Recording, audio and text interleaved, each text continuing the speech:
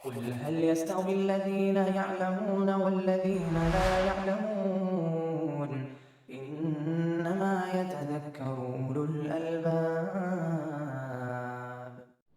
أشهد أن لا إله إلا الله.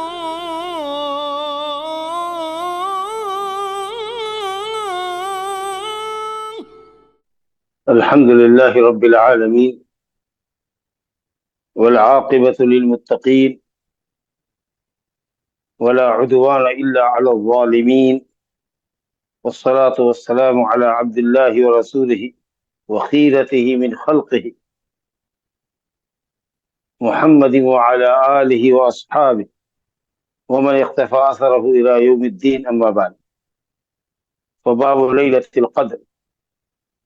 عن عبد الله بن عمر رضي الله عنهما أن رجالا من أصحاب النبي صلى الله عليه وسلم أروا ليلة القدر في المنام في السبع الأواخر، فقال النبي صلى الله عليه وسلم: أرى رؤياكم قد تواطأت في السبع الأواخر، فمن كان منكم متحريها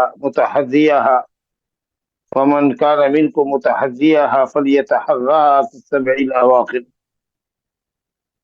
لیلۃ القدر کا بیان ہے ماہ سیام کے مسائل کے اختتام پر، یا سیام جو اسلام کے فرائض میں سے ایک اہم فریضہ ہے، ارکان اسلام میں سے ایک اہم رکن ہے، اس کے اختتام پر مؤلف نے لیلۃ القدر کا باب قائم کیا ہے، اور اس کے بعد اعتکاف کا، یہ بتانے کے لیے کہ لیلۃ القدر ماہ رمضان کے اندر ہی ہے، اور یہی جمہور اہل علم کا قول ہے۔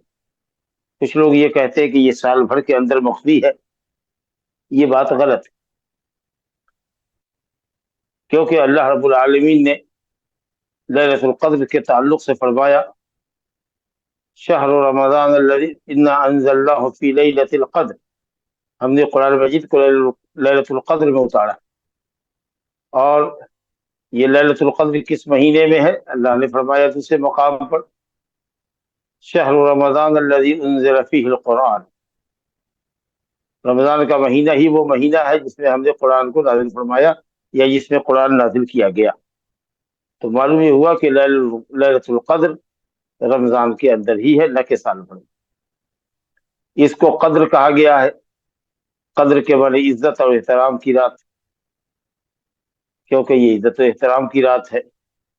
فرشتے اس میں زمین پر تشریف لاتے ہیں، خود روح الامین حضرت جبریل امین علیہ الصلوۃ والسلام بنفس نفیس تشریف لاتے ہیں۔ بعض اہل علم نے کہا کہ قدر کے معنی ہے تنگی، اس قدر فرشتوں کی کثرت ہوتی ہے کہ زمین ان کے لیے تنگ ہو جاتی ہے۔ بہرحال یہ بڑی اہم رات ہے اور رمضان کے اندر ہے، اور اس رات کی تلاش میں نبی صلی اللہ علیہ وسلم نے رمضان کے عشر اول کا اعتکاف کیا۔ پھر آپ کو بتایا گیا کہ جس شب کی تلاش ہے آپ کو وہ آگے ہے، پھر آپ نے درمیانی عشرہ کا اعتکاف کیا۔ پھر آپ کو کہا گیا کہ جس شب کی، جس رات کی آپ کو تلاش ہے، یعنی لیلۃ القدر کی، وہ رمضان کے آخری عشرے میں۔ چنانچہ آپ نے آخری عشرے کا اعتکاف کیا۔ فرمایا: من اراد منکم ان یعتکف فلیعتکف العشر الاواخر، تمہیں کا جو کوئی اعتکاف کرنا چاہتا ہے وہ آخری عشرے کا اعتکاف کرے، اور پھر اسی کے اوپر آپ کارڈ بند رہے اور امت کارڈ بند ہے۔ لیلۃ القدر جیسا کہ ہم جانتے ہیں علی الاطلاق بلا استثناء سال کی تمام راتوں میں سب سے افضل، سب سے برتر رات، کیونکہ اس رات کی عبادت اللہ سبحانہ و تعالیٰ کے بقول خیر من الف شہر، 1000 مہینے کی عبادت سے بہتر ہے۔ ایسا 1000 مہینہ جس کے اندر لیلۃ القدر نہ ہو، یعنی اگلی امت کے مقابلے میں 83 سال 4 مہینہ تقریباً، اتنی بڑی مدت جو عام طریقے سے لوگوں کی زندگی بھی نہیں ہوتی، ایک رات کی عبادت اللہ نے 1000 مہینے کی عبادت سے، ایک مہینے کی عبادت کو برتر بنایا۔ اس لیے یہ رات اپنی عظمت کے لحاظ سے ہم سے تقاضا کرتی ہے کہ ہم اپنی زندگی میں رمضان کے مہینے کو اور خاص کر کے آخری عشرے کو جس میں لیلۃ القدر مخفی ہے، اس کو غنیمت سمجھے اور اس رات کو بہر قیمت حاصل کرنے کی کوشش کریں. کسی طرح کی کوئی سستی، کاہلی اور بے رغبتی کا مظاہرہ نہ کریں. اللہ ہم سب کو اچھی توفیق عطا فرمائے. تو یہ لیلۃ القدر بڑی عظیم رات ہے. اللہ نے اس کے سلسلے میں ایک سورت ہی قرآن مجید میں سورت القدر کے اعتبار سے نازل کی ہے، اور اس میں فضیلت کے کئی اور پہلو ہیں. وما ادراک ما لیلۃ القدر، ایک تو یہ نزول قرآن کی رات ہے، انا انزلناہ فی لیلۃ القدر. پھر اللہ نے اس کی فخامت شان اور عظمت شان کو بیان کیا. وما ادراک، اے نبی آپ کو کیا معلوم کہ یہ رات کیا ہے، اس کی عظمت کا کیا آپ کو علم اندازہ. پھر اللہ نے خود ہی بتایا، جہاں جہاں قرآن مجید میں وما ادراک ہے، اللہ نے اس کا جواب خود قرآن میں دیا ہے. لیلۃ القدر خیر من الف شہر، 1000 مہینے کی عبادت سے بہتر. تنزل الملائکۃ والروح فیہا باذن ربہم، رب تعالیٰ کے حکم سے فرشتے اور روح الامین اترتے ہیں. یہ رات سلامتی کی رات ہے، سلامتی کی رات ہے. عذاب سے سلامتی، جہنم سے سلامتی، آفات و بلیات سے سلامتی، فتنہ و فساد سے سلامتی، حتی مطلع الفجر، یہاں تک کہ صبح صادق. الحمدللہ. چنانچہ صحابہ کرام کو اس رات کے پانے کا بڑا اہتمام تھا اور وہ فکر مند تھے. تو ایک مرتبہ کئی صحابہ نے خواب دیکھا کہ وہ آخری 7 راتوں کے اندر ہے، جس کا ذکر یہاں حضرت عبداللہ بن عمر کی حدیث میں ہے، جس کو ابھی میں نے آپ کے سامنے پڑھا کہ کچھ لوگوں نے، نبی صلی اللہ علیہ وسلم کے اصحاب میں سے کچھ لوگوں نے خواب دیکھا لیلۃ القدر کے تعلق سے کہ وہ آخری 7 راتوں کے اندر ہے. آخری 7 راتوں کے اندر، یعنی 23 سے لے کر کے لاسٹ نائٹ تک، آخری 7 راتوں. تو آپ صلی اللہ علیہ وسلم نے فرمایا کہ آرا رؤیاکم قد تواطأت، میں دیکھ رہا ہوں کہ تم سب کے خواب متفق ہے، موافق ہے ایک دوسرے سے، فی السبع الاواخر، آخری 7 راتوں کے متعلق. لہذا جو تم میں کا کوئی اس کا متلاشی ہو وہ اسے آخری 7 راتوں میں تلاش. کہیں پر آپ نے کہا کہ تحروا لیلۃ القدر فی العشر الاواخر من رمضان، آخری عشرے کے اندر تلاشو. تو آخری عشرے کے اندر تلاشو، بطور خاص 7 راتوں میں تلاشو. اور اسی طریقہ سے کہا گیا تحروا لیلۃ القدر، تحروا لیلۃ القدر فی الوتر من العشر الاواخر، آخری عشرے کی طاق راتوں میں اس کو تلاشو. تو اس طریقہ سے تعارض نہیں ہے حدیثوں کے اندر.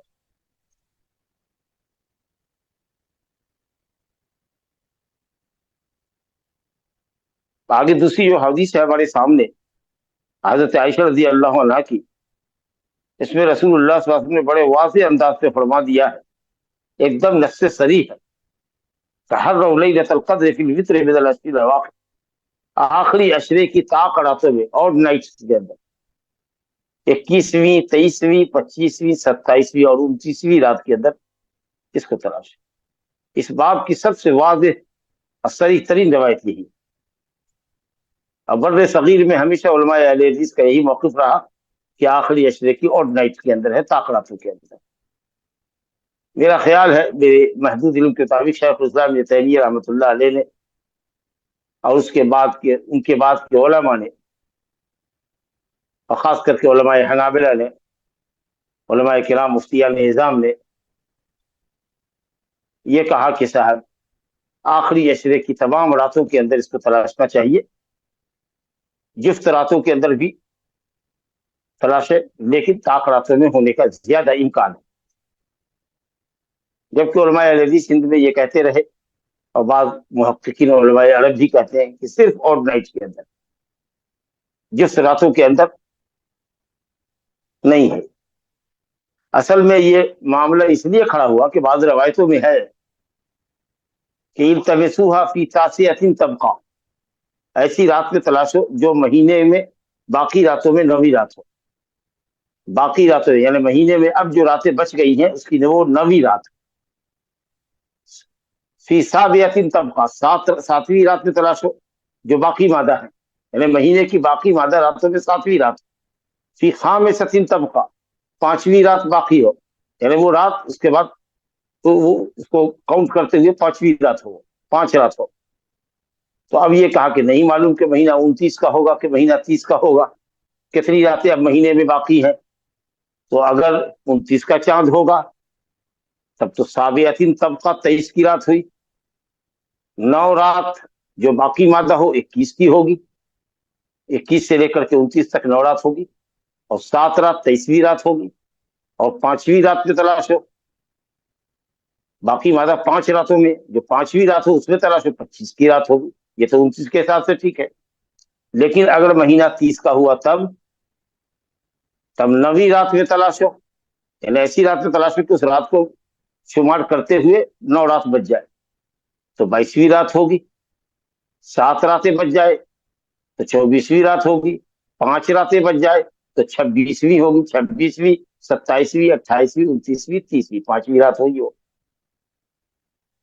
मैं इस सिलसिले में ये अर्ज करना चाहता हूं कि 9वीं रात, 7वीं रात, 5वीं रात, ये 9, 7, 5 ये ऑड नंबर्स, खुद ये इस बात की वजाहत है कि ऑड नाइट्स के अंदर तलाशना है, लिहाजा जिस रातों में तलाशने का सिलसिला का मामला मेरे नाकिस ख्याल में गलत है। दूसरी बात यह है कि महीना 29 का भी होता है, 30 का भी होता है, ठीक है, लेकिन कंफर्म यकीनी बात तो यह है कि 29 का ही होगा, उससे नीचे का नहीं होगा, 28 का नहीं हो सकता, 30 का हो भी सकता है, नहीं भी हो सकता, लेकिन 29 का होना, उससे कम का तस्वुर नहीं, 29 का होना यकीनी।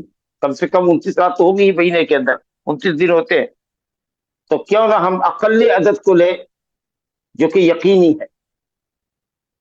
30 का काउंट क्यों करें, हम 29 को काउंट करें, क्योंकि 29 का होना तो यकीनी है, उससे नीचे तो आ नहीं सकता।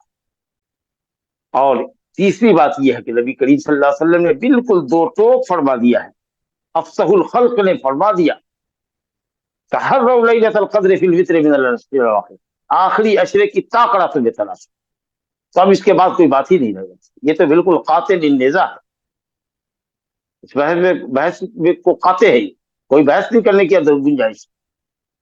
हाफिज अल्लामा इब्न हजर रहमतुल्लाह अलैह ने 40 से ज्यादा अक़वाल बयान की है लैलतुल क़द्र कब हो सकती है, साल के दिनों में से लेकर के और रमजान के अंदर और कई मुख्तलिफ रातों के अंदर, लेकिन उनका भी रुझान इसी तरफ है कि ये ऑड नाइट्स के अंदर है, और 5 ऑड नाइट्स के अंदर ये मुंतकिल होती रहती है, किसी एक रात में ये मुतय्यन नहीं है, जैसा कि बाद सहाबा कसम खा करके कहते थे, उबय इब्न कअब रज़ियल्लाहु अन्हु और बाद दीगर सहाबा इब्न मसूद रज़ियल्लाहु अन्हु वगैरह कि वो 27वीं ही की रात है। मुमकिन है कि उनकी जिंदगी में 27वीं का ज्यादा वक़ू हुआ हो या अलामत उनको ज्यादा समझ में आई हो, लेकिन खुद नबी सल्लल्लाहु अलैहि वसल्लम की हदीस हम पढ़ने वाले हैं कि आपको ख्वाब आया कि इस साल जो लैलतुल क़द्र होगी उसमें मैं कीचड़ में सजदा करूंगा, और वो फजर की नमाज के बाद जब नबी सल्लल्लाहु अलैहि वसल्लम के पेशानी पर देखा गया तो पेशानी और नाक पर कीचड़ लगा हुआ था, क्योंकि मस्जिद चमकती थी, मस्जिद पर खजूर की छाल डाली गई थी, पत्ते डाले गए थे तो टपकी, और मस्जिद नीचे वो उस पर कंकरी और बालू वगैरह सेंट वगैरह डाला गया था, तो इसलिए वो नाक और पेशानी पर मिट्टी का असर पाया गया। हजरत अबू सईद खुदरी रावी है, हदीस हमारे सामने आ रही है, तो पूछा गया कि वो कौन सी रात थी, तो फरमाया कि 21वीं की शर्त। तो इसलिए सही कौल ये है कि कोई मुतय्यन रात नहीं है, जैसा कि और भी दूसरे उलमा कहते हैं, इब्ने बाज रहमतुल्लाह अलैह और दूसरे उलमा शेख अलबानी वगैरह भी, कि 27 की रातों में सबसे ज्यादा होने का इम्कान है। तो ये हजरात कहते हैं रवायतों के अंदर कि आखिरी अशरे के अंदर तलाश हो, आखिरी अशरे के अंदर भी 7 रातों के अंदर तलाश हो, आखिरी अशरे के अंदर भी 5 रातों के अंदर तलाश करो, आखिरी अशरे के अंदर स्पेशली 27 रातों के अंदर होने का ज्यादा इम्कान है। तो ये सब इम्कानात है, हतमी और यकीनी तौर पर कोई नहीं कह सकता किसी दलील से कि नबी सल्लल्लाहु अलैहि वसल्लम ने मुतय्यन किया हो कि एक ही रात है। आपको बताया गया था कि वो कौन सी रात है, और आप निकले उम्मत को खबर देने के लिए, लेकिन 2 आदमी लड़ रहे थे, उनको आपने समझाने बुझाने में जो वक्त लगाया और सुलह करानी चाहिए और झगड़े को खत्म करना चाहिए, इस दरमियान में वो बात आपसे भुला दी गई, और यकीनन इस पे इंशाअल्लाह ताला आपने फरमाया कि तुम्हारे लिए बेहतर है, और बेहतरी है, क्योंकि कौन सच्चा तालिब है लैलतुल क़द्र का और कौन महज यूं ही रस्मन तलाश कर रहा है, جو ایک رات کا عبادت گزار ہے اس کے اندر فرق اس سے اور تمیز اس سے پیدا ہو گئی. اور دوسری بات یہ ہے کہ صاحب 5 رات عبادت کرنے کا موقع ملے گا یا آخری عشرے کے اندر پوری رات جگہ، لیکن اسپیشلی شب قدر کے لیے 5 راتوں کے اندر جگہ، تو کہاں ایک رات متعین میں جگتے اور کہاں 5 راتوں میں عبادت کا اہتمام کر رہے ہیں. یقیناً اس کے اندر ثواب بھی زیادہ ہے، اور کون اس کا سچا متلاشی ہے اور کون سست اور کاہل ہے اس کے درمیان بھی تمیز ہو جاتی ہے. اللہ تعالیٰ کے ہر حکم کے اندر، ہر حکمت کے اندر بھلائی. تو بہرحال میرے دل و دماغ نے کبھی بھی اس بات کو کبھی قبول نہیں کیا کہ یہ ایون نائٹس کے اندر بھی ہو سکتی ہے، جفت راتوں کے اندر بھی ہو سکتی ہے. میں ہمیشہ سے اسی بات پر رہا اور پورے یقین کے ساتھ رہا کہ یہ اور نائٹس کے اندر ہی ہے، اور اسی رات کے انہی اور نائٹس کے اندر یہ منتقل ہوتی رہتی ہے. واللہ اعلم. تیسری حدیث جو ہمارے اس باب کے اندر ہے وہ ہے ابو سعید خدری رضی اللہ عنہ سے حدیث مروی ہے کہ ان رسول اللہ صلی اللہ علیہ وسلم كان يعتكف في العشر الاوسط من رمضان فاعتكف عاما حتى اذا كانت ليله 21 وهي الليله التي يخرج من صبيحتها من اعتكافه قال من اعتكف معي فليعتكف في العشر الاواخر فقد اريت هذه الليله ثم انسيتها وقد رايتني اسجد في ماء وطين من صبيحتها فالتمسوها في العشر الاواخر والتمسوها في كل وتر. فمطرت السماء تلك الليله وكان المسجد على عريش فوقف المسجد فابصرت عيناي رسول الله صلى الله عليه وسلم على جبهته اثر الماء والطين من صبح 21. فرمایا ابو سعید خدری رضی اللہ عنہ نے کہ رسول اللہ صلی اللہ علیہ وسلم رمضان کے آخری عشرے کا اعتکاف کرتے تھے. آپ نے اصل میں پہلے عشرے کا اعتکاف کیا، پھر آپ کو بتایا گیا کہ وہ آگے، تو آپ نے بیچ والے عشرے کا اعتکاف کیا 11 سے 20 تک، اور پھر آپ کو بتایا گیا کہ آخری عشرہ ہے تو آپ نے 21ویں کی رات سے آپ نے اعتکاف شروع کیا اور یہ کہا کہ صاحب جس کو اعتکاف کرنا ہو میرے ساتھ وہ آخری عشرے کا اعتکاف کرے. اور فرمایا کہ مجھے یہ شب قدر دکھائی گئی تھی خواب میں، لیکن پھر مجھ سے یہ رات بھلا دی گئی، میرے حافظے سے نکال دی گئی. میں نے خواب یہ دیکھا ہے کہ میں جس رات شب قدر ہوگی اس کی صبح میں یعنی فجر کی نماز میں میں مٹی اور پانی میں سجدہ کروں گا، یعنی کیچڑ میں سجدہ کروں گا. یعنی اس وقت بارش ہوگی، یہ مطلب کہنے کا کہ اس وقت بارش، اور فجر کی نماز میں بارش کا اثر مٹی کی شکل میں ناک اور پیشانی پر لگا ہوا ملے گا. کہتے ہیں وکان المسجد علی عریش، مسجد نبوی میں کھجور کی چھالیں بچھی ہوئی تھی، پتے بچھائے گئے تھے چھاؤنی کے طور پر، اور مسجد نبوی کا کھمبا کھجور کا تنا تھا، اور اس کے اوپر جو چھت کی شکل میں جو ڈالا گیا تھا چھاؤنی وہ کھجور کے پتوں کی تھی. تو ظاہر ہے کہ بارش ہوگی تو مسجد ٹپکے گی. فوقف المسجد فتقاطر المسجد، مسجد ٹپکی. تو میری آنکھوں نے، حضرت ابو سعید خدری رضی اللہ عنہ فرماتے کہ میری آنکھوں نے رسول اللہ کو دیکھا ہے کہ اعلیٰ جبہتے ہی اثر الماء والطین. ایک لفظ اس میں سے بیچ میں چھوٹ گیا کہ آپ نے فرمایا کہ مجھے دکھایا گیا کہ میں سجدہ کر رہا ہوں مٹی اور کیچڑ میں، پانی اور کیچڑ میں صبح ہو کر، یعنی اس رات کی جس رات میں شب قدر ہوگی اس کی صبح میں یعنی فجر میں. فَالْتَمِسُوهَا فِي الْعَشْرِ الْأَوَاخِرِ. دیکھیے اس رات کو تلاشو آخری عشرے میں، اور اسی کی وضاحت آگے فرما رہے ہیں وَالْتَمِسُوهَا فِي كُلِّ وِتْرٍ. آخری عشرے کا مطلب فی کل وتر، ہر طاقرات کے اندر. یہ نہیں کہ آخری عشرے میں تلاش ہو اور خاص کر کے وتر میں، آخری عشرے میں تلاش ہو، اسی کی وضاحت ہے نبی صلی اللہ علیہ وسلم کی حدیث میں وَالْتَمِسُوهَا فی کل وتر، آخری عشرے کی طاقراتوں میں تلاش. فمطرت السماء تلک اللیلہ. بہرحال جس رات میں آپ کو خواب آیا تھا کہ شب قدر ہوگی اس رات میں مسجد ٹپکی، جیسا کہ میں نے عرض کیا. اور حضرت ابو سعید سے پوچھا گیا کہ وہ کون سی رات تھی جس میں آپ کی آنکھوں نے نبی صلی اللہ علیہ وسلم کی پیشانی پر اور بعض روایت میں وعلی اردبتہ ہی، ناک کے کنارے پر مٹی لگا ہوا دیکھا. تو کہا کہ من صبح 21، 21 رمضان کی صبح میں. وہ آخری عشرہ شروع کب ہوتا ہے؟ جب 20 رمضان گزر گیا، مغرب کا وقت ہو گیا، سورج ڈوب گیا، تو شام سے 20 روزہ گزارنے کے بعد جو سامنے رات آ رہی ہے وہ 21ویں کی شب، وہیں سے آخری عشرہ شروع ہو گیا، اور وہاں سے اعتکاف کے اندر داخل ہو جانا چاہیے اس کی نیت سے، کیونکہ وہ پہلی رات ہوگی جو اور نائٹ ہے آخری عشرے کی. تو بہرحال میں نے دونوں موقف بتایا کہ شیخ الاسلام ابن تیمیہ رحمۃ اللہ علیہ اور ان کے بعد کے علماء نے، اور خاص کے علماء حنابلہ نے اس بات پر بڑا فوکس کیا ہے کہ صاحب یہ آخری عشرے کی تمام راتوں میں جفت اور طاق دونوں راتوں میں ہونے کا امکان ہے، البتہ طاق راتوں میں ہونے کا زیادہ احتمال ہے، 27ویں میں زیادہ ہونے کا احتمال ہے، لیکن بر صغیر کے علماء اہل حدیث اس واضح روایت کی روشنی میں التمسوها فی کل وتر من العشر الاواخر یہی کہتے رہے کہ آخری عشرے کی اور نائٹس کے اندر ہے، اور میں نے اپنا موقف آپ کے سامنے رکھا ہے۔ بہرحال یہ لیلۃ القدر کے تعلق سے بات تھی۔ اب چونکہ آخری باب ہے اس سیام کی کتاب کا، باب الاعتکاف، اس لیے غالباً اس کو لے کر کے آئے ہیں کہ عام طریقے سے لوگ رمضان کے آخری عشرے کا اعتکاف کرتے ہیں، اور مقصد ان کا بھی اعتکاف کے پیچھے یہی ہوتا ہے کہ لیلۃ القدر کو پائیں۔ اور رمضان کے آخری عشرے کے اعتکاف کا مطلب یہ ہے کہ صاحب روزے سے ہوں تو اعتکاف افضل ہوتا ہے، یعنی اعتکاف کی افضلیت بڑھ جاتی ہے جب آدمی ماہ رمضان کا اعتکاف کرے کہ وہ دن میں روزے سے ہے، رات میں قیام اللیل تراویح پڑھ رہا ہے، اور اپنی خلوت میں اللہ رب العالمین سے مناجات کر رہا ہے، اپنی تقصیرات کو یاد کر کے اس سے معافی چاہ رہا ہے، تعلق باللہ اس کا مضبوط ہو رہا ہے، اپنے افکار پراگندہ کو جو دنیا کے امور کے اندر وہ متفرق طور پر مشغول ہوتے ہیں، دماغ پریشان ہوتا ہے، اپنے دماغ کو اپنے دل کو یکسو کر کے اللہ کی طرف وہ مائل ہوتا ہے، تو اس لیے وہ خلوت مع اللہ، تخلی مع اللہ، اللہ کے ساتھ خلوت۔ تو اعتکاف رمضان کے اندر کا اعتکاف مسنون ہے، الا یہ کہ اچھا اعتکاف کا حکم یہ ہے کہ یہ مسنون اور مستحب عمل ہے، آپ نے مرضی پہ چھوڑا ہے، من اراد منکم ان یعتکف، جو تم نے کا ارادہ کرے، آپشنل چیز ہے، تمہارے اختیار پر ہے، لیکن افضل ہے، وہی مانا کہ عبادت کا اچھا موقع ہے، اپنے ایمان کی تجدید کا اچھا موقع ہے، دنیاوی افکار اور تعلقات اور پراگندہ خیالات سے کٹ کر اللہ کی طرف مائل ہونے کا ایک اچھا موقع ہے، ایمان کو سیکل چڑھانے کا موقع ہے، چمکانے کا موقع ہے، اور لیلۃ القدر کے پانے کا بہترین ذریعہ۔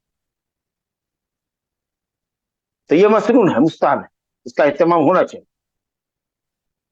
واجب کب ہوگا؟ جب آدمی نظر مانے، حالانکہ عمل مکروہ ہے، نظر ماننا مکروہ ہے، لیکن اگر اس نے نظر مانی ہے اور جس چیز پر معلق کیا ہے اپنی نظر کو، اللہ نے اس کو اپنے فضل سے پورا کر دیا، حالانکہ وہ سمجھتا ہے کہ نظر سے ہوا، حالانکہ نظر سے کچھ نہیں ہوتا، نظر سے کچھ نہیں ہوتا، لیکن اللہ کے فضل سے اس کو ہو گیا، اس کی مراد پوری ہو گئی، تو وہ نظر جو کہ مکروہ تھا، نہیں ماننا چاہیے تھا، لیکن چونکہ اس نے اطاعت الہی کی نظر مانی تھی، اب اگر اللہ نے اس کی حاجت پوری کر دی اپنے فضل سے، تو اس نظر کی وفا واجب،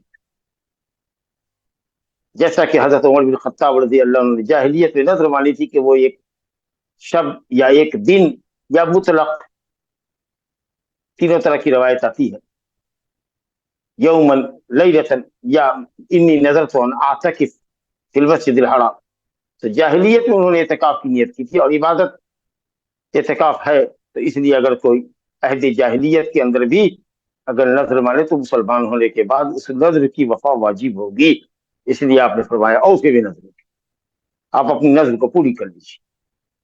اور اگر کسی نے نظر مانا ہے لیلت مسجد حرام میں یا مسجد نبوی میں جا کر اعتکاف کرے گا تو اس کو وہیں جا کے پورا کرنا، اور اگر کسی ادنا مسجد میں، عام مسجد کے اندر مانا ہے اور مکہ جا کر کے کرے تو ماشاءاللہ کیا اچھا ہے، محلے کی مسجد میں، وقتی مسجد میں اس نے نظر مانی تھی کہ اعتکاف کرے گا 2 روز کے لیے، 48 گھنٹے کے لیے، اور جامع مسجد میں جا کر کے اعتکاف کرنا اس سے افضل مسجد ہے تو اور بہتر ہے، تو بہرحال آپ نے کہا کہ اوفی بنظر، مسجد حرام کی نظر مانی ہے، مسجد حرام میں پوری۔ تو اعتکاف رمضان کے اندر کہ آدمی روزے سے ہو اور پورے عشرے کا روزہ ہو اور پورے عشرے کا اعتکاف ہو، 21ویں کی شب سے لے کر کے چاند کے نکلنے تک اعتکاف کرنا چاہیے، کیونکہ مقصد جو اس کا ہے وہ لیلۃ القدر کو پانا ہے، اور لیلۃ القدر 21ویں کی رات ہو سکتی ہے، 23ویں کی ہو سکتی ہے، تو کچھ لوگ پوچھتے ہیں میں 2 دن کے لیے خالی ہونا چاہتا ہوں، 5 دن کے لیے خالی ہونا چاہتا ہوں، بیٹھ سکتا ہوں، آپ بیٹھ سکتے ہیں، لیکن جو اعتکاف مسنون ہے اور جس عظیم مقصد کے لیے نبی صلی اللہ علیہ وسلم نے اعتکاف کیا ہے اور صحابہ کو کہا ہے کہ اگر اعتکاف کرنا چاہتے ہو میرے ساتھ تو پورے آخری عشرے کا اعتکاف، تو اس لیے اپنے مشغولیات سے اگر آپ فارغ ہو سکتے ہیں تو کیجیے، نہیں تو جو اللہ کے بندے فارغ ہیں وہ کرتے ہیں ماشاءاللہ۔ اب اعتکاف کا معنی کیا ہے؟ اعتکاف کا لغوی معنی ہے اقتباس، التزام، کہیں اپنے آپ کو روک لینا، کسی چیز سے چمٹ جانا۔ مشرکین اپنے بتوں کے سے چمٹے ہوئے ہوتے تھے، اس کے گرد گھیرا لگائے ہوئے ہوتے تھے، وہاں سے ہٹتے نہیں تھے۔ کہا ما هذه التماثيل التي انتم لها عاکفون، یہ بت کی کیا حیثیت ہے، ان بتوں کی کیا حیثیت ہے کہ تم ان سے چمٹے ہوئے ہو، ان پر جم کر کے بیٹھے ہوئے ہو۔ تو اعتکاف کے معنی احتباس اور انتظام، اور چونکہ اعتکاف کو اعتکاف اس لیے کہتے ہیں کہ معتکف مسجد کو اللہ سبحانہ و تعالیٰ کی عبادت کے لیے لازم پکڑ لیتا ہے مخصوص ایام میں، اور وہ آخری اشرا ہے تقرب اللہ کے لیے، عبادت کے لیے، لیلۃ القدر کو پانے کے لیے۔ اعتکاف کے اندر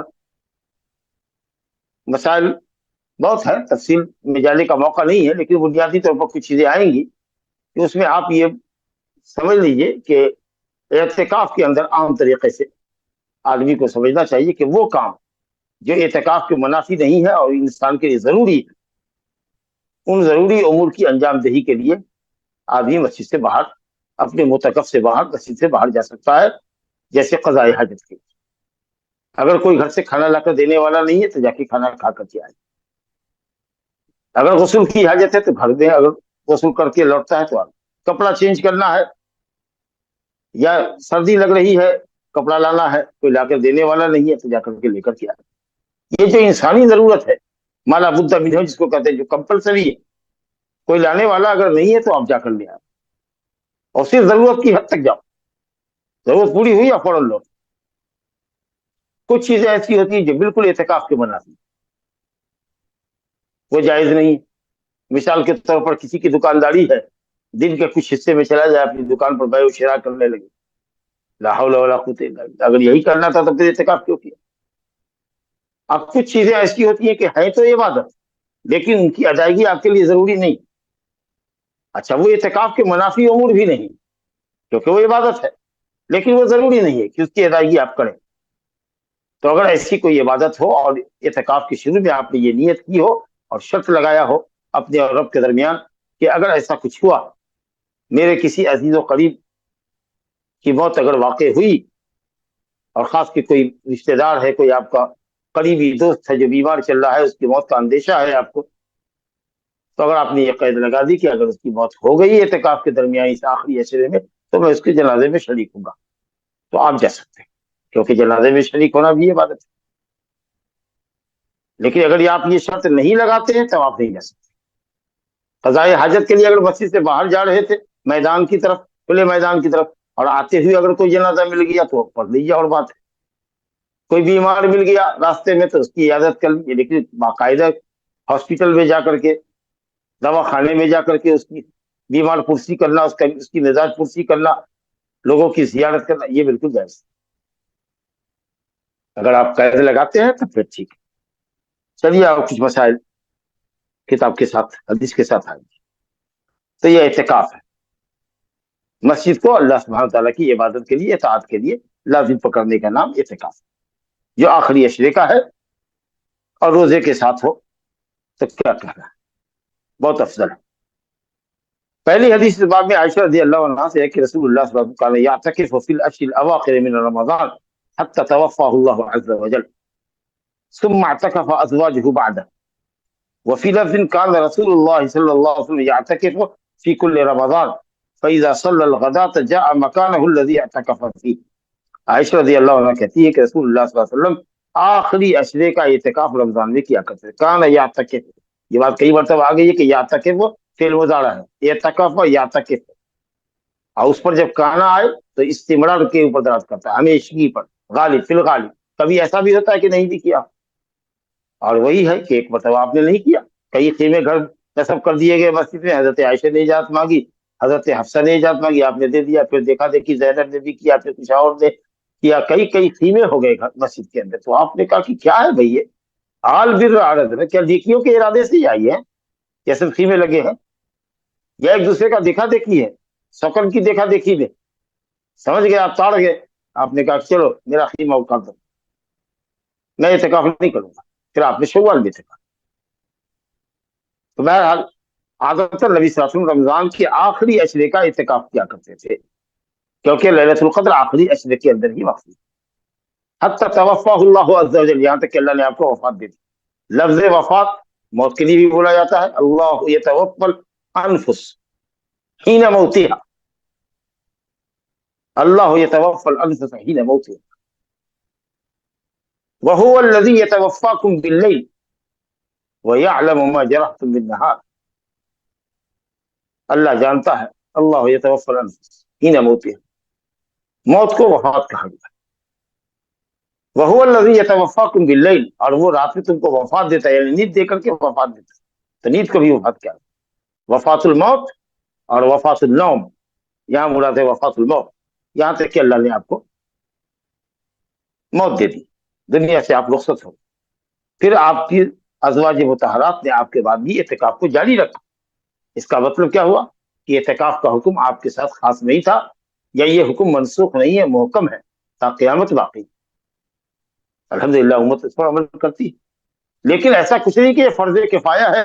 اگر محلے کے اندر، شہر کے اندر کسی نے اگر اعتکاف نہیں کیا تو سارے لوگ گنہگار ہوں گے. اور اس وجہ سے اگر کوئی تیار نہیں ہے تو پھر چلو کسی غریب مزدور آدمی کو بیٹھا دیا، کسی بوڑھے کمزور مسلمان کو بیٹھا دیا اور کہا کہ چلیے بھائی ہم آپ کو خرچ دے دیں گے، آپ کی ضرورت کے مطابق یوں ہی ہم تحفہ آپ کو دے دیں گے اور آپ اعتکاف کر لیجیے، آپ کو کمانے کھٹانے کی ضرورت نہیں، تاکہ سارے لوگ ہم شہر کے گناہ سے بچ جائیں. ایسا کہیں کچھ خیال نہیں ہے، بالکل غلط ہے. یہ مستحب عبادت ہے. اگر پورا شہر اعتکاف نہ کرے تو کوئی حرج نہیں، لیکن کرنا چاہیے، کیونکہ اللہ سے مناجات کا، خلوت کا بہترین موقع ہے. تو نبی صلی اللہ علیہ وسلم کی ازواج مطہرات نے آپ کے بعد اعتکاف کیا. اب اچھا، یہ اعتکاف کہاں ہوگا؟ مسجد کے اندر ہی ہونا، مسجد کے اندر ہی ہونا. ولا تباشروہن وانتم عاکفون فی المساجد. پھر یہ دیکھ لیجئے کہ اگر گھر کے مصلی پر عورتوں کا اعتکاف درست ہوتا تو ازواج مطہرات کیوں اجازت دیتی نبی صلی اللہ علیہ وسلم سے مسجد میں خیمہ نصب کرنے کی؟ اپنے اپنے گھر میں تو سب کچھ کر سکتے. لہذا کسی کا کہنا کہ میں اپنے مصلی میں، جس کی حیثیت مسجد کی نہیں ہے، لوگ کبھی اکٹھا ہو گئے تو جماعت ہو گئی، مصلی ہے وہ، نہیں، اس میں نہیں ہوگا. گھر کے مصلی پر عورتوں کا اعتکاف نہیں ہوگا. مسجد جماعت ضروری ہے اس کے لیے، تاکہ بار بار جماعت کے لیے آپ کو 5 وقت نماز کے میں جماعت واجب ہے، اس کے لیے نکلنے کے لیے آپ کو مسجد جماعت میں جانے کی ضرورت نہ پڑے. اور اس سے بھی بہتر یہ کہ مسجد جامع میں ہو جہاں جمعہ ہوتی ہے. لیکن چلیے اگر جمعہ نہیں بھی ہوتی ہے، ایسی مسجدیں جہاں 5 وقت کی نماز باقاعدہ اذان اور اقامت کے ساتھ ہوتی ہے، وہاں مؤذن متعین ہے، امام متعین ہے، تو وہاں آپ اعتکاف کر سکتے ہیں. اگر جامع مسجد دور ہے تو آپ گھر سے قریب جہاں 5 وقت نماز با جماعت ہوتی ہے وہاں کر سکتے ہیں، کیونکہ ہفتے میں ایک دن یا زیادہ سے زیادہ ہو سکتا ہے کہ 2 دن نکلنے کی نوبت ہو. اگر جمعرات کو 21ویں شب ہے تو ظاہر ہے کہ 28 تاریخ کے روز آپ کا دوسرا جمعہ آ جائے گا، رمضان سے پہلے 2 جمعہ مل جائے گا. اور اگر جمعہ کو ہوا تو پھر آپ کو ایک ہی جمعہ نکلنا ہوگا. جمعہ کے دن کے بعد اگر آپ گئے ہیں شب شنبہ میں، سنیچر کی رات سے اعتکاف میں گئے ہیں، تو پھر آپ کے لیے ایک ہی جمعہ ہوگا. تو بہرحال 1 یا 2 دن جمعہ کے لیے بھی عبادت کے لیے جائے گا اور آئے گا. تو اہل علم نے کہا کہ مسجد جماعت میں جائز ہے، لیکن اگر مسجد جامع ہو جہاں جمعہ کی نماز ہوتی ہے تو وہ افضل ہے. اور اس سے بھی بہتر ہے کہ صاحب اگر مساجد ثلاثہ میں ہو، مسجد حرام میں ہو، مسجد نبوی میں ہو، اور بیت المقدس میں اگر کوئی اعتکاف کرے تو اس کا کیا کہنا، وہ سب سے افضل ہے. بعض اہل علم نے کہا کہ ان تینوں مساجد کے علاوہ کہیں کوئی اعتکاف جائز نہیں ہے. یہ قول ضعیف ہے، شاذ قول ہے. حدیث ہے لا اعتکاف الا فی المساجد الثلاثہ، اس کو لوگوں نے، اہل علم نے افضلیت پر محمول کیا، کیونکہ اللہ تعالیٰ نے عموم مطلق فرمایا ہے ولا تباشروہن وانتم عاکفون فی المساجد. هذا عام مطلق يشمل جميع المساجد التي تقام فيها الصلوات الخمس بالجماعة، جہاں 5 وقت کی نماز با جماعت ہوتی ہے. تو اس لیے تمام مساجد میں جہاں جماعت ہوتی ہے، اذان اقامت ہوتی ہے، وہاں جماعت ہے. البتہ وہ جامع مسجد میں ہو، اور اس سے بھی بڑھ کر کے مساجد ثلاثہ میں ہو، کعبۃ اللہ میں ہو، مسجد حرام میں، مسجد نبوی میں، مسجد اقصی میں، تو کیا کہنا اس کا، نور نارا نور. تو اس کو افضلیت پر محمول کیجیے. ایک لفظ میں ہے کہ رسول اللہ صلی اللہ علیہ وسلم ہر رمضان کا اعتکاف کرتے تھے. فَإِذَا صَلَّى الْغَدَاةَ، جب صبح کی نماز پڑھ لیتے، یعنی 21ویں کی رات کی صبح پڑھ لیتے، اور صبح کے ساتھ ہی 21ویں تاریخ آ جاتی، تو آپ اپنے معتکف میں، جو خاص اعتکاف کی جگہ ہوتی، جو خیمہ ہوتا آپ کا، جو پردہ لٹکایا گیا ہوتا، اس کے اندر آپ تخلی کرتے، خلوت کرتے. اس کا مطلب یہ ہوا کہ آخری عشرہ تو شروع ہو گیا، मगरिब के बाद ही 20 तारीख गुजरने के बाद 21वीं की जब शब आई तो मगरिब के बाद से आपको मगरिब के बाद मस्जिद में पढ़नी है, उससे पहले पहले दाखिल हो जाइए सूरज गुरूब से पहले, और वो पूरी रात आप लोगों के दरमियान इख्तिलात करते रहते, मिलजुल करके रहते, मुख्तलिफ मशागिल में मशगूल होते, इत्तिकाफ की नीयत से दाखिल हो जाते, जिक्र अस्कार करते, तिलावत करते, नमाजें पढ़ाते और मस्जिद के अंदर रहते, और फजर की नमाज जब पढ़ लेते तो अपने खास इत्तिकाफ में दाखिल हो जाते। ये तत्वीक है हजरत अब्दुल्लाह बिन उमर की रवायत की, रसूलुल्लाह यहाँ तक कि अशर अवाखिर,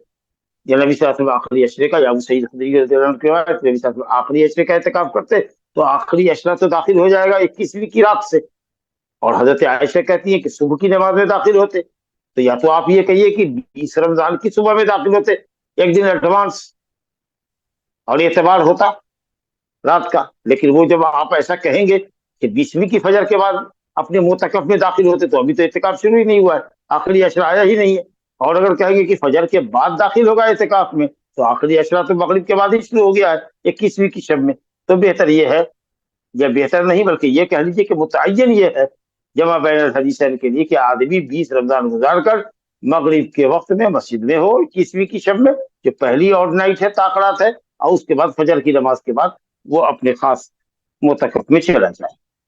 कहते हैं कि सुबह की नमाज के बाद नबी सल्लल्लाहु अलैहि वसल्लम अपने उस खास मकाम पर आते जिसमें आप इत्तिकाफ करते, जिसको मोतकफ कहते। दूसरी रवायत है अम्मा आयशा रज़ियल्लाहु अन्हा से रवायत है अन्हा कानत तुरज्जिलु नबी सल्लल्लाहु अलैहि वसल्लम वही हायदुन व हुवा मुअतकिफुन फिल मस्जिद वही फी हुजरतिहा युनाविलुहा रअसहु व फी रिवायतिन व कान ला यदखुलुल बैत इल्ला लिहाजतिल इंसान व फी रिवायतिन अन्ना आयशा रज़ियल्लाहु अन्हा क़ालत इन कुन्तु ला अदखुलुल बैत लिल हाजा वल मरीदु फी वमा असअलु अन्हु इल्ला व अना मार्रा।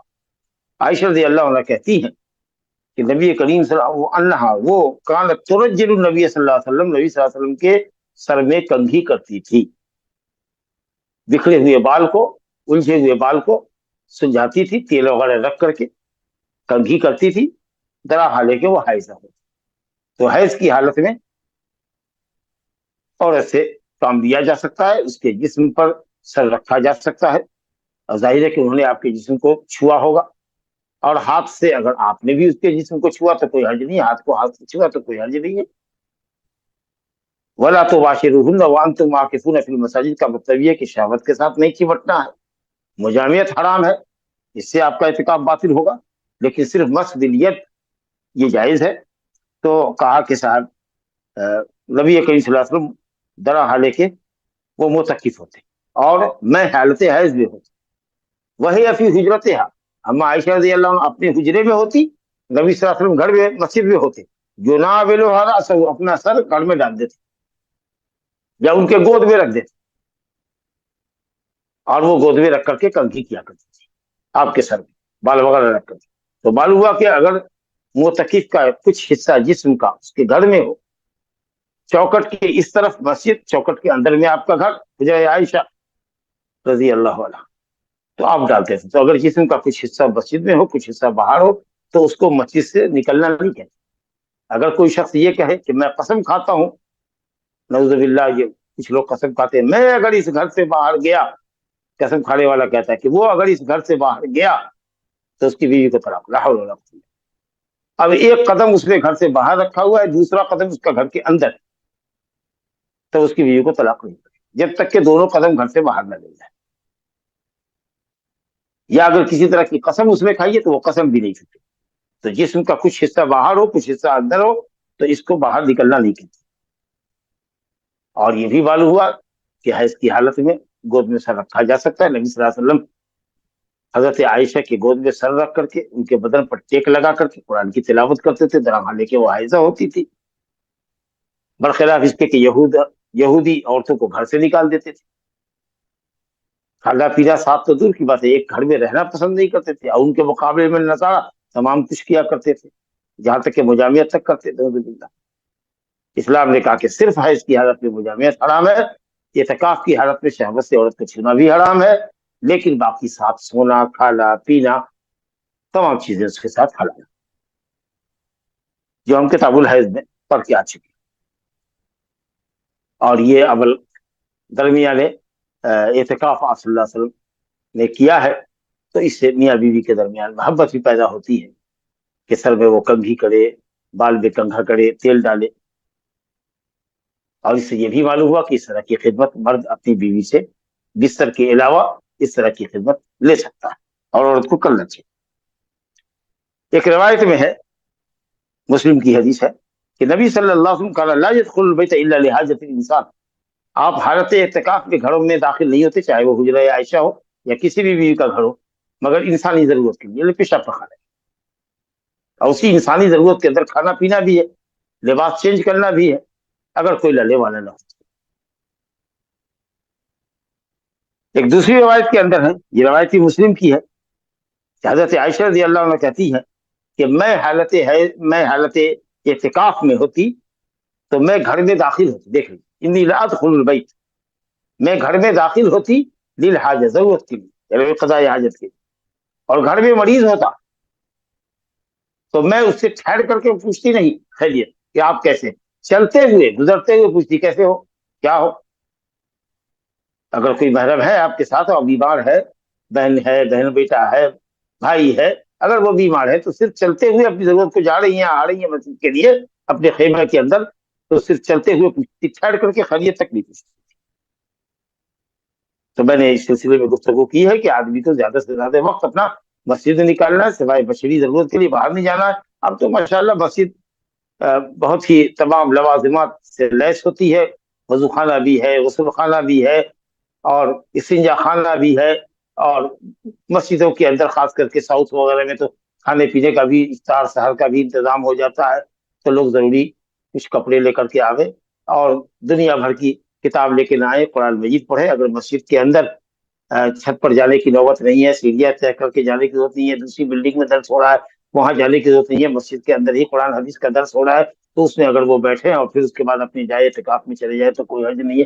لیکن مجھے اس چیز سے نہ جانے کیوں اتنی الرجی ہے کہ لوگ جاتے ہیں تو موبائل لے کر کے جاتے ہیں، اور وہاں ٹیلی فون کو بھی وہ قبول کرتے ہیں، اور جو ٹیلی فون ہوا یا وائبریشن میں رکھتے ہیں تو اس کو گفتگو کرتے ہیں، سوال جواب کرتے ہیں، یا باتوں کا جواب دیتے ہیں، اور یا اس میں ہو سکتا ہے کہ کچھ یوٹیوب وغیرہ پر پڑھتے ہوں، بیانات سنتے ہو علماء کے۔ یہ سب کا موقع ہے سال بھر کرتے رہنا، یہ صرف عبادت کے لیے ہے۔ نماز پڑھو، زیادہ سے زیادہ ذکر و اذکار کرو، قرآن مجید کی تلاوت کرو، اور اپنا تزکیہ نفس کو اگر 10 دن کے لیے بند کر دے کیا حرج، اپنے اسٹیشن پر لگا دے کہ صاحب میں 10 دنوں کے بعد ہی رابطے میں کسی کے آ سکوں گا، موبائل کو اگر سوئچ آف کر کے گھر میں رکھ دے تو کیا ہوتا ہے، تاکہ یکسوئی ہو۔ لیکن نہ، وہ اچھا خاصا وقت ان کا موبائل پر جاتا ہے۔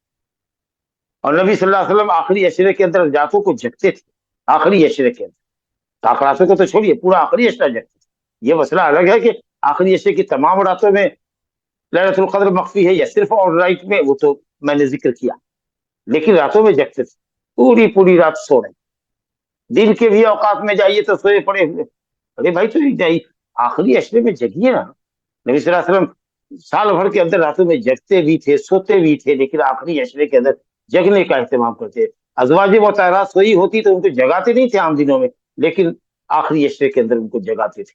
ہم عائشہ کہتی ہے کہ نبی صلی اللہ علیہ وسلم عام دنوں کے اندر راتوں میں نماز پڑھا کرتے تھے، جب وتر پڑھنے کا وقت آتا تو آپ مجھے جگاتے، تاکہ اگر میں نے وتر نہیں پڑھی ہوتی تو میں پڑھ لوں۔ بہرحال وہ حدیث بھی آئے گی کچھ۔ تو آپ نے دیکھا کہ صاحب نبی صلی اللہ علیہ وسلم کے سر میں انہوں نے کنگھی کیا، حائضہ ہوتی تھی، معتکف ہوتی تھی آپ صلی اللہ علیہ وسلم مسجد میں، اور وہ اپنے حجرے میں ہوتی تھی۔ چلیے یہ حدیث ہو گئی۔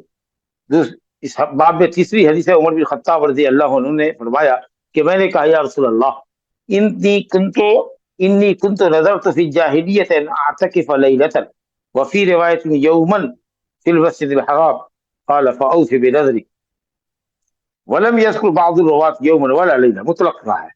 عمر بن خطاب رضی اللہ عنہ سے روایت ہے، انہوں نے کہا میں نے کہا یا رسول اللہ، میں نے جاہلیت میں نذر مانی تھی، قبل الاسلام اطاعت کی نذر مانی تھی، اب میں مسلمان ہو گیا، کیا نظر مانی تھی کہ میں ایک رات اعتکاف کروں گا، کہاں؟ فی المسجد الحرام، مسجد حرام میں، وہ مسجد جو کعبہ کے گرد، مسجد کو مسجد الکعبہ کے لیے۔ اور ایک روایت میں ہے ایک رات میں ایک دن، لیلہ کا لفظ ہے، بعض روایت میں یوم کا ہے، اور بعض روایت نے یومن کا ہے نہ لیلہ کا ہے۔ انہوں نے کہا کہ میں نے اعتکاف کی نیت مانی تھی بس. تو اب جن لوگوں نے کہا کہ لیا ہے لیلہ کی روایت کو کہ اعتکاف، تو معلوم ہوا کہ اعتکاف کے لیے روزہ شرط نہیں، لیکن وہ اعتکاف جو رمضان میں ہم کرتے ہیں لیلۃ القدر پانے کے لیے، تو ظاہر ہے کہ رمضان میں کرتے ہیں تو روزہ تو اس کا فرض ہی ہے. تو آپ صلی اللہ علیہ وسلم نے بہرحال جب حضرت عمر بن خطاب کے اس نظر کی بابت جانا کہ انہوں نے مسجد حرام میں نظر کی اعتکاف کی نظر مانی ہے، تو آپ نے کہا فاوف بنظر کا، تو ایفائے نظر کرو. لہٰذا اگر جس چیز پر اپنی نظر کو معلق کیا ہے اگر وہ چیز پوری ہو گئی تو آپ کے لیے نظر کی وفا واجب ہے. اور نظر عبادت ہے جو اللہ کے علاوہ کسی اور کے لیے مانی نہیں جا سکتی. وَأَوْفُوا نُذُورَكُمْ، اپنی نظروں کو پورا کرو. وَلْيُوفُوا نُذُورَهُمْ وَلْيُوفُوا نُذُورَهُمْ وَلْيُوفُوا نُذُورَهُمْ، لوگوں کو چاہیے کہ اپنی نظریں پوری، چاہیے کا مطلب کہ وجوب کے لیے. تو بہرحال جاہلیت کا جو عمل تھا اس کی بھی نبی صلی اللہ علیہ وسلم نے ادائیگی کا حکم دیا کیونکہ وہ اطاعت الہی تھی. اب آخری جو اس باب کی ایک حدیث ہے بچی ہے ہمارے سامنے، چوتھی حدیث ہے. اعتکاف کے باب میں 4 حدیث لے کر آئے ہیں. عن صفیہ بنت حیی رضی اللہ عنہا، حیی ابن اخطب بنو نذیر کا یہودی سردار تھا جس کو بنی قریظہ کے دن پکڑا گیا، اس کو باندھ کر کے ختم کیا. انہی کی بیٹی ہے یا اسی یہودی کی بیٹی ہے صفیہ رضی اللہ عنہا. کہتی ہے جسے نبی صلی اللہ علیہ وسلم نے شادی کی تھی خیبر سے لوٹتے ہوئے. کان نبی صلی اللہ علیہ وسلم معتکفا، آپ صلی اللہ علیہ وسلم حالت اعتکاف میں. فاتیتہ ازورہ لیلا، فحدثت، میں آپ کے پاس آپ کی ملاقات کے لیے آئی اور کچھ دیر کے لیے میں نے آپ سے گفتگو کی. تو معلوم یہ ہوا کہ رات میں عورت اپنے خاوند سے ملاقات کے لیے اس کی جائے اعتکاف میں کچھ دیر کے لیے اس کی رضا پرسی کے لیے خبر گیری کے لیے اگر آنا چاہے تو آ سکتی ہے، لیکن ہر حال میں یہ بات رہے کہ ہم اعتکاف میں ہیں تاکہ بیوی سے کوئی شہوانی گفتگو نہ ہو اور شہوت کے ساتھ اس کے جسم کو نہ چھوئے. بیٹھ کر کے گفتگو کیا، خبر خیریت لی، کیسا چل رہا ہے کیا ہے، کوئی ضروری بات کیا. اس کے بعد جب وہ واپس جانے لگی ثم قمت لانقلب، پھر میں اٹھی کہ گھر پلٹوں، تو نبی صلی اللہ علیہ وسلم میرے ساتھ اٹھے تاکہ مجھے میرے گھر تک چھوڑ. یہ نبی کریم صلی اللہ علیہ وسلم کا اخلاق کریمانہ کہہ لیجیے، اخلاق کریمانہ کہیے، اور آپ کا لطف احسان کیجیے کہ رات ہے، تاریخ شب ہے جی، اور پھر راستہ سنسان بھی ہو سکتا ہے، تو چلو کچھ دور کے لیے چھوڑ دیتے ہیں، گھر کے دروازے پہ چھوڑ. آپ نکلے. وکانا مسکنها فی دار اسامہ بن زید، اور ان کا مسکن جو تھا وہ اسامہ بن زید کے گھر میں تھا. یعنی جو مسکن تھا وہ بعد میں اسامہ بن زید کی ملکیت میں آیا، اس لیے اس کو یہاں کہا گیا ہے دار اسامہ، لیکن وہ تو اس وقت بیت صفیہ ہی تھا جو بعد میں اسامہ بن زید کی تحویل میں ان کی ملکیت میں آیا.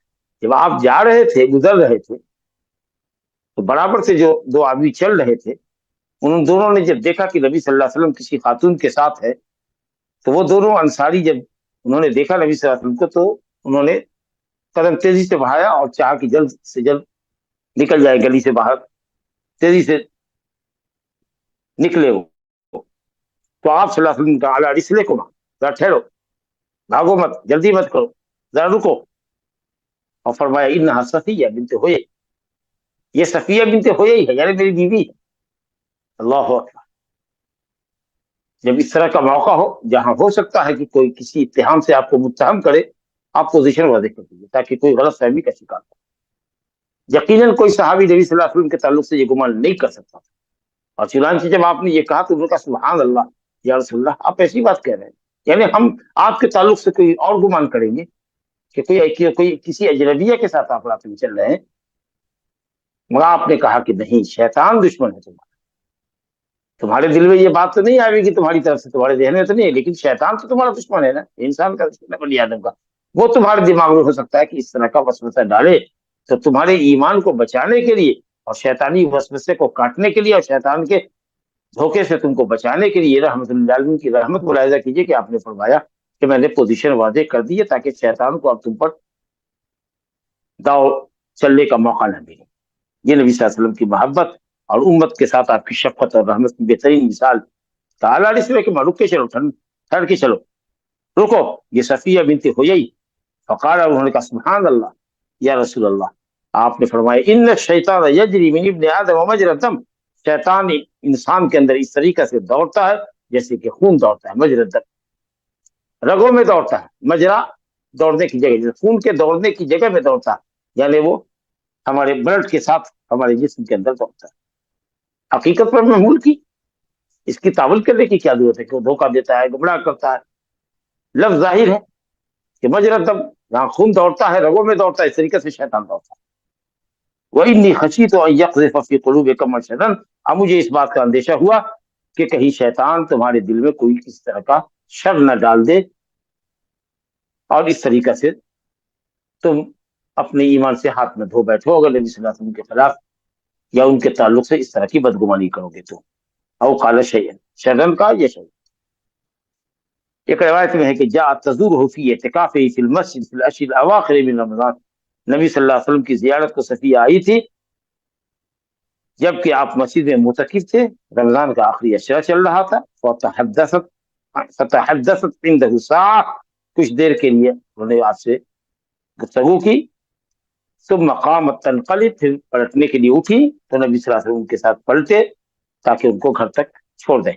حتی اذا بلغت باب المسجد، جب مسجد کے دروازے پر پہنچے جہاں ام سلمہ کا گھر کا دروازہ لگتا تھا تو وہیں سے یہ نوجوان نکلے تھے، اور باقی حدیث جو ہے وہ آپ نے سنی۔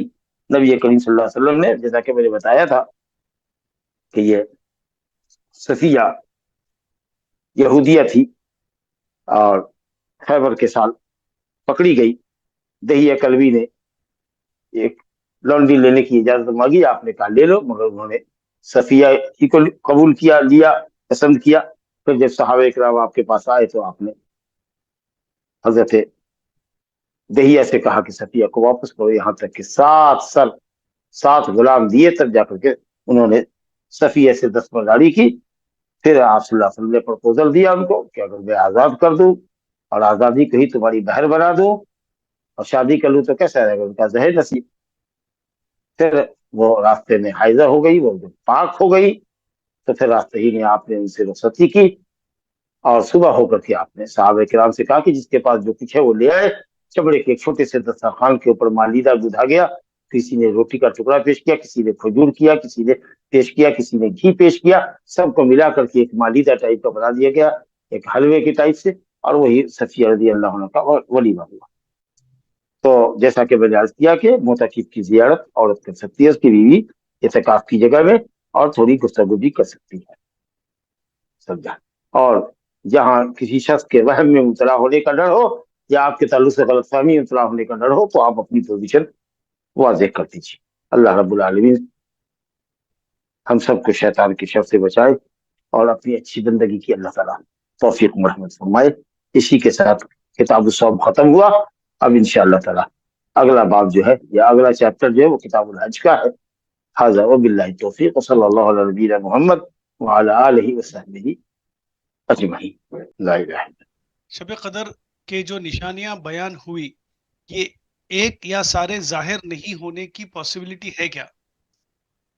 ہو بھی سکتا ہے، نہیں بھی ہو، علامت ظاہر بھی ہو تو حتمی طور پر نہیں کہہ سکتے کہ وہ لیلۃ القدر ہے، اور نہیں بھی ظاہر ہو تو یہ کہہ سکتے نہیں ہے کہ صاحب نہیں ہے۔ اپنا کام ہے کہ اہتمام کرے یہ عبادت۔ علامتوں کا جاننا ضروری نہیں ہے، تھوڑا سا اطمینان قلب کے لیے آدمی کرے، لیکن زیادہ تر علامتوں کے پیچھے لگنا، اور اگر علامتیں ایک دو ظاہر ہو گئی تو یہ سمجھ لینا کہ صاحب ہم نے اعتکاف لیلۃ القدر پا لیا ہے اور فلاحی رات تھی، اور ایک دوسرے سے پوچھنا، اور کہیں نہ کہیں آدمی کے عبادت کے ارادے کو کمزور کرتا ہے۔ جی شیخ، ایک جو مشہور حدیث ہے شیخ جمعہ کے فضیلت کے متعلق، کہ آپ چل کر جانے پر جو 1 سال پر قیام، اور ایک سال کے قیام اور سیام کی فضیلت ہے 1 قدم پر، تو شیخ اگر کوئی مثلاً 200 قدم چل لے تو ایسا تو لگ رہا 200 سال کی اس کی تو اجر یہی مل گیا، تو اب اجر میں کیسا رہے گا؟ بہرحال حال و اعمال کے اندر ایسے ہی ہے، کون عمل شرط کے مطابق ہے نہیں ہے، کون عمل مقبول ہوتا ہے نہیں ہوتا ہے۔ اس لیے اہل علم نے کہا کہ اجر کے باب میں یہ موازنہ مت کیجئے کہ آپ نے زندگی میں اتنے ایام پائے ہیں اور اتنے رمضان پائے ہیں اور اتنے قدم چلے ہیں اور ہزاروں سال کی عبادت ہے، کیونکہ اس کی تو قبولیت اور عدم قبولیت کا معاملہ ہم پر متعین نہیں ہے، واضح نہیں ہے۔ پھر ہم نے وہ شرائط ملحوظ رکھے ہیں کہ نہیں رکھے ہیں، تو اس لیے آدمی جتنی بھی عبادت کرتا جائے وہ کم ہے۔ نبی کریم صلی اللہ علیہ وسلم جن کے اگلے پچھلے گناہ معاف کیے گئے تھے کس قدر عبادت کرتے تھے اور کہتے تھے کہ یہ شکر گزاری. تو اس لیے یہ کبھی نہیں سمجھنا چاہیے کہ سال بھر کے ثواب مل گئے اور 100 سال کے مل گئے تو الحمدللہ یہ اللہ کا فضل ہے. اللہ کرے کہ اتنا ہی ثواب ہم لوگ کو ملے.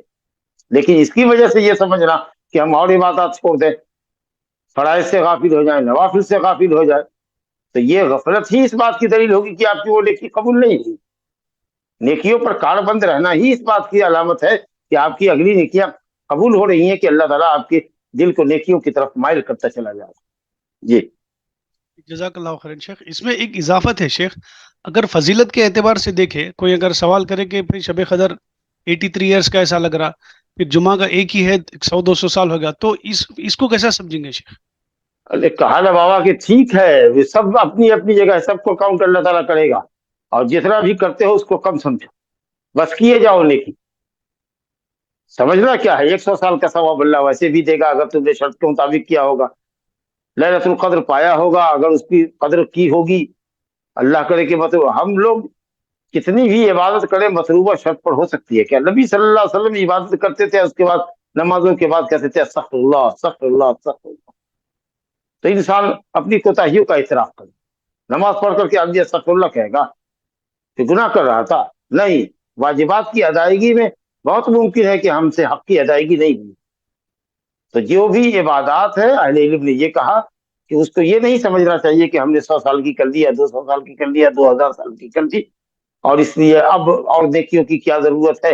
آپ کرتے جاؤ, وہ سب جتنے سالوں کی ہوگی وہ سب آپ کے نیکی کے عمل میں اللہ تعالیٰ لکھے گا. جی جزاک اللہ خیر. اگلا سوال ہے شیخ, گھر میں بوڑھے والدین کی وجہ سے اعتکاف نہیں کر رہے, لیکن اگر وہ ذمہ داری نہیں ہوتی تو اعتکاف کرتے, تو ایسی صورت میں ثواب کی امید کر سکتے ہیں کیا؟ اللہ تعالیٰ حسن نیت پر انسان کو ثواب دیتا ہے, لیکن آپ معتکف نہیں ہوں گے, معتکف کی پابندیاں نہیں ہوں گی. خیر کی نیت ہے, اچھی نیت ہے, لیکن اب اعتکاف کا خود ہی ثواب ہم کو نہیں معلوم ہے کہ اعتکاف کا کیا ثواب ہے. ثواب کی ایک بھی حدیث ہم نے پڑھی ہے آپ کے سامنے, لیلۃ القدر کی تلاش ہے. اس میں جو جتنی عبادت کرتا ہے, جتنا اللہ کی طرف مائل ہوتا ہے, جس قدر اپنے وقت کو کام میں لاتا ہے, عبادت الہی میں لاتا ہے, انہیں عبادتوں کا ثواب اس کو ملتا ہے. لیکن کوئی اعتکاف کرے گا تو اس کو 50 سال کی نیکی کا ثواب ملے گا, ایسا تو کوئی ثواب نہیں. وہ تو لیلۃ القدر پانے کی اور اپنے نفس کے تزکیے کی اور اللہ تعالیٰ سے اپنے تعلقات کو جوڑنے کی ایک شکل ہے. تو جو نیکی اعتکاف میں رہ کر کے بندہ کرے گا اوپر اس کو ثواب ملے. چلیے اگر آپ کے پاس نہیں ہے سہولت تو کوئی نہیں ہے, مستحب چیز ہے. ماں باپ کی خدمت آپ کے لیے واجب ہے, فرض ہے, اور یہ مستحب عبادت ہے. لہذا ہر حال میں والدین کی اطاعت کو, ان کی اجازت کو ترجیح دیجیے. جی جزاک اللہ خیرن شیخ. شیخ ایک نصیحت طلب کر رہے تھے شیخ آپ سے, کہ اکثر جب رمضان آتا تو کچھ بھائی اپنے آپ کو مشغول کر لیتے شیخ, مطلب تھوڑے ڈیبیٹس وغیرہ میں کہ 8 پڑھنا 20 پڑھنا یا وغیرہ وغیرہ, تو یہ خاص طور یوتھ پہ ہو رہا شیخ, تو ان لوگوں کے لیے آپ کا مشورہ کیا رہے گا شیخ؟ بہرحال عبادت کے اندر تنافس تو ٹھیک ہے, لیکن شرط کے ساتھ نہیں, اس میں ریاکاری کا پہلو ہے. اس لیے عبادت کو, خاص کر نفلی عبادت کو مخفی کرنا چاہیے. اپنے عبادت گاہ کے اندر اس قدر سری طور پر نفلی عبادت کرنی چاہیے, ذکر و اذکار کرنا چاہیے کہ دوسرے کو پتہ نہ چلے, کیونکہ اس میں ریاکاری کا خوف ہوتا ہے, شیطان دل میں وسوسہ ڈالتا ہے. تو یہ کرنا کہ ہم آج اتنی پڑھیں گے, آج اتنے پاڑے پڑھیں گے, تم کتنا پڑھ رہے ہو, مقابلہ, یہ مقابلہ اڑائی نہیں ہونی چاہیے. لیکن ہاں نیکیوں کے اندر تنافس کا جذبہ, اور پھر بعد میں یہ بھی نہیں کہ تم نے کتنا پڑھا اور ہم نے کتنا پڑھا. جس نے جو کچھ کیا اللہ اس کو قبول کرے, اور جو کوتاہی ہوئی ہے اللہ تعالیٰ اسے درگزر کرے. اس جذبے کے ساتھ جزاک اللہ خیرن و حسن الجزا شیخ. آج کے سوال مکمل ہوئے شیخ. بارک اللہ فیک. وہی آپ